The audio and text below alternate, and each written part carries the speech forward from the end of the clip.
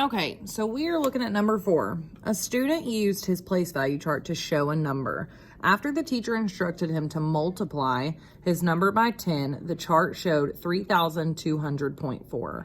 Draw a picture of what our place value chart looked like at first. Okay, so I went ahead and I grabbed an extra sheet of notebook paper so I could draw a before and after picture to help me out most.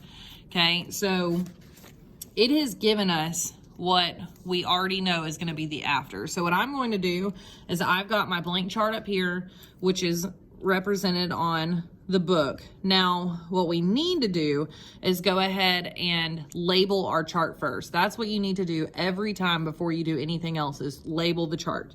Okay, so let's label this chart. This one is ones, tens, hundreds, thousands, 10,000s. Okay, and then we have our tenths, hundredths, and our thousands.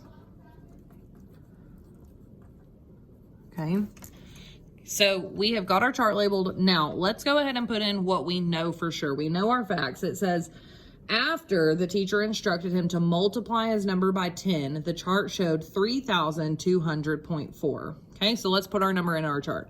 Our chart says it's 0.40023. We have 3,200s, 0 tens, 0 ones, and then we have 4 tenths. Okay, so this is what our chart showed after we multiplied by 10. So this is what we have once we have multiplied by 10. Well, our decimal is going to stay in the same place. Okay, now I'm going to come down here and go ahead and label this chart tenths, because that's what we do first every single time we label our chart. Thousandths. Okay, we have ones, tens, hundreds, thousands, and 10,000s. Okay, so we have gotten this chart labeled. We want to know before. Well, our decimal is going to stay the same. What we are going to do is shift the numbers. So when we were multiplying up here, our decimal stayed the same, but our numbers shifted to the left. So all of our numbers went to the left. That means we had enough regrouping that everything shifted to the left. So we did have, everything was in one spot to the left. We know that because it was only multiplied by 10. So you only move it one time. Okay, so if we multiplied and moved it to the left, but we want to know what we had before that, then let's do the opposite of what they did. Let's divide it by 10. And if multiplied moved all the numbers to the left, then divide is going to move all the numbers to the right. Okay, so let's shift all of our numbers one spot to the right.